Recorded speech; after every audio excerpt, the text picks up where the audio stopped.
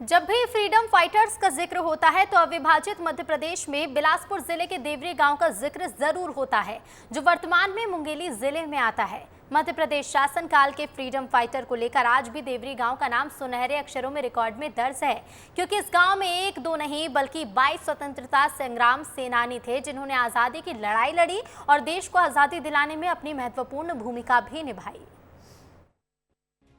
भारत के मैप में भले ही मुंगेली क्षेत्र की स्थिति सुई के एक नोक के बराबर ही होगी, बावजूद इसके भारत के स्वतंत्रता संग्राम में जान की परवाह न करके बढ़ चढ़कर हिस्सा लेने वाले मुंगेली वासियों का योगदान गर्व करने योग्य रहा है।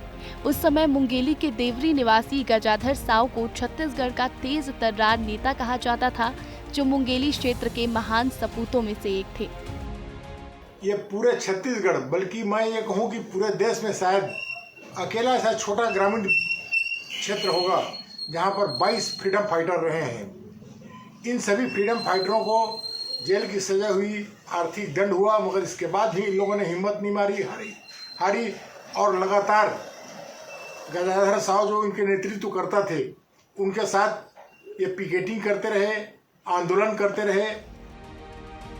आजादी की बात हो और मुंगेली के देवरी गांव का जिक्र न हो, ऐसा संभव ही नहीं। जी हाँ, देवरी गांव में एक दो नहीं बल्कि 22 स्वतंत्रता संग्राम सेनानी हुए, जिन्होंने स्वतंत्रता संग्राम में भाग लिया। इन सेनानियों ने भारत छोड़ो आंदोलन, सविनय अवज्ञा, विदेशों वस्तु बहिष्कार, असहयोग आंदोलन, जंगल सत्याग्रह आंदोलनों में भाग लिया और जेल भी गए। हालांकि इनमें से एक भी स्वतंत्रता संग्राम सेनानी भले ही भौतिक रूप से मौजूद नहीं है, लेकिन न सिर्फ देवरी गांव बल्कि पूरे मुंगेली वासियों के दिलों में आज भी जिंदा है। वहीं उनके परिजन आज भी उन स्वतंत्रता संग्राम सेनानियों के जज्बे को याद करते नहीं थकते हैं। मेरा दादाजी स्वतंत्रता संग्राम सेनानी रहे, अब हम लोग उसके नाती हैं। उन लोगों ने जब जेल गए थे तो सबसे ज़्यादा हमारे दादाजी ने तकलीफ में रहा था वहाँ। मेरा दादाजी वहाँ से आकर के ना जेल घर से बता रहे थे कि मैं वहाँ बड़ा वाला वो जो चक्की है ना, ऊपर चक्की, लोहे का चक्की, उसमें 3 काठा तीली और 3 काठा गेहूँ और उसका किसान का पिसाई करता था, और नहीं पीसने पर ना इसको मारा जाता था डंडे से, ऐसा बता रहे थे। जो गए थे जेल, क्या लगते हो आपके? बूढ़ा ससुर है मोर। कितने उम्र में गए? ससुर के मोर ओकर पिताजी। कितने उम्र में गए होंगे जेल? वो है 14-15 के उम्र बता रहे, 14-15 साल के। कितने साल जेल रखे हैं? वो 2 बार लगे हवा, मतलब 6-6 महीना 3 महीना ऐसे जेल गए। लेकिन ये देश की दुर्दशा है कि मुंगेली गांव में 22 फ्रीडम फाइटर्स हुए, उसके बाद भी गांव में एक स्मारक या उनके नाम की पट्टिका तक देखने को नहीं मिलती है। वहीं उनके परिजन और गांव वालों ने उनके नाम या चित्रों का उल्लेख हो और गांव में हाई स्कूल को हायर सेकेंडरी स्कूल में उन्नयन करने की मांग स्थानीय प्रशासन और जनप्रतिनिधियों के समक्ष रखी, लेकिन काफी समय बाद भी ये मांग अभी तक अधर में ही है।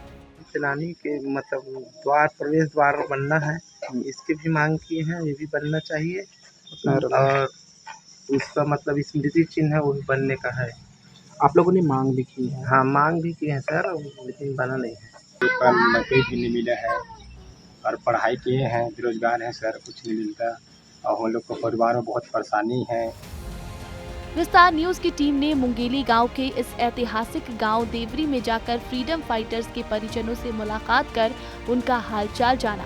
इस दौरान परिजनों ने कई रोजमर्रा से जुड़े समस्याएं भी गिनाई, तो वहीं आज भी कई दशक पहले परिजनों को देश के तत्कालीन प्रधानमंत्री और मध्य प्रदेश शासन काल के तत्कालीन मुख्यमंत्री के हाथों फ्रीडम फाइटर्स को सम्मानित किए गए अफसरों की न सिर्फ तस्वीरें दिखाई, बल्कि उन ताम्र पत्र और प्रमाण पत्रों को भी दिखाया, जिसे स्वतंत्रता संग्राम सेनानियों को आजादी की लड़ाई के गौरव काम के लिए दिया गया था। लेकिन सवाल ये है कि आज उन फ्रीडम फाइटर्स के परिजन किस हालत में रह रहे हैं, ये देखना तो दूर, जिम्मेदार उनको राष्ट्रीय पर्व के अवसरों पर भी नहीं पूछते हैं। विस्तार न्यूज के लिए मोहम्मद अलीम की रिपोर्ट।